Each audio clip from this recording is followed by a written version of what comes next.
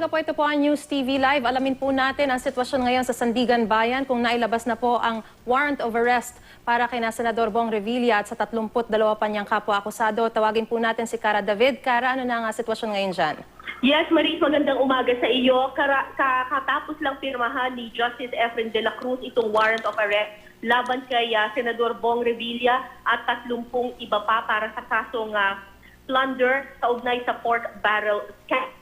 Kabababa lamang nitong, kalalabas lamang nitong warrant of arrest na ito at binabana ito kaagad ngayon lamang sa Port Sheriff at pagkatapos nito, depende sa utos ng Sandigan Bayan, pwedeng sa NBI or sa PNP, ito yung mag-aaresto doon sa mga akusado.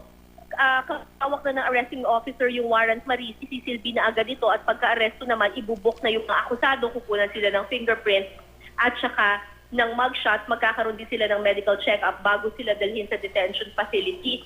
Ngayon, alam naman natin na nagbigay na ng pahayag ito si Senador Bong Revilla na sabi niya ay siya'y kusang susuko dito sa Sandigan Bayan.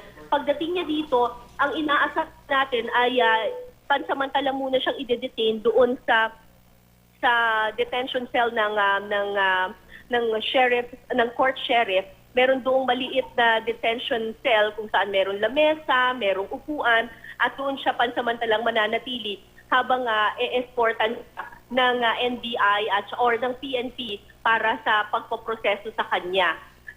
Sa kasalukuyan naman, nagpatuloy pa rin isinasagawa yung isa pang hearing dito naman sa courtroom ng 3rd Division kung saan ang dinidinig naman ngayon ay yung kaso laban kay Senator Enrile para sa determination of judicial determination of probable cause.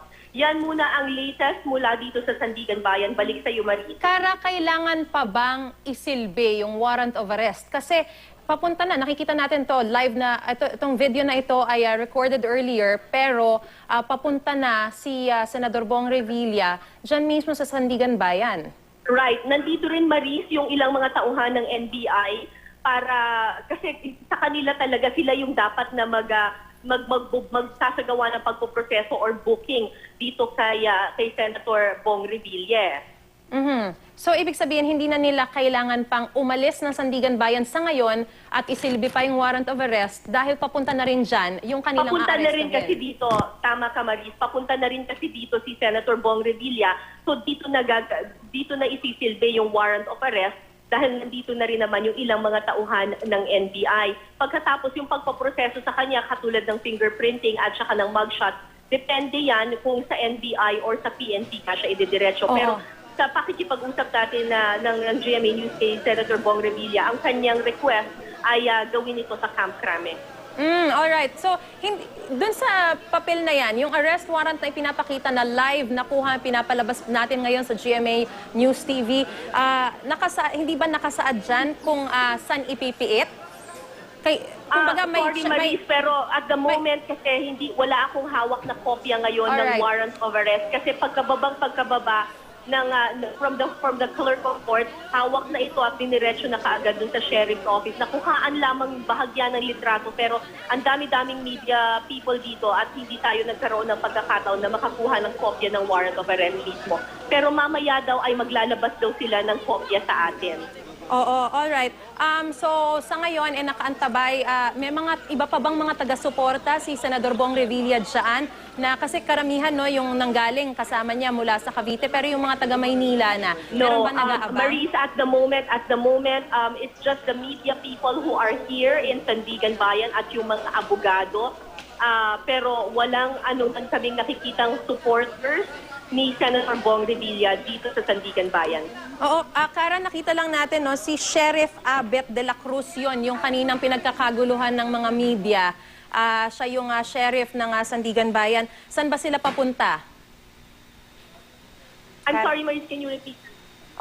Cara, kanina pinapalabas kasi natin dito yung kuha ni Sheriff Abet de la Cruz. Siya yung sheriff ng Sandigan Bayan. Ito naman pinapakita natin ngayon, tauhan yan sa 1st Division ng Sandigan Bayan. Pero saan ba sila papunta? Bakit kinukunan lang yung arrest warrant pero ipapakita ba yung detention cell kung saan pansamantala i-hold si Senador Bong Revilla?